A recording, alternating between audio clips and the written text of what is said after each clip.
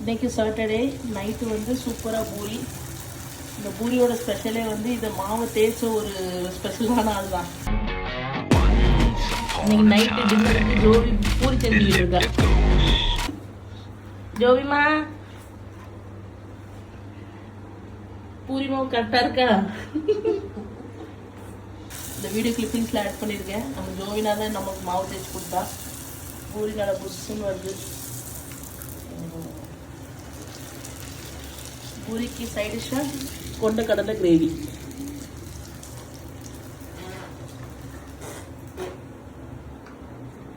Puri ready ஆயிடுச்சு.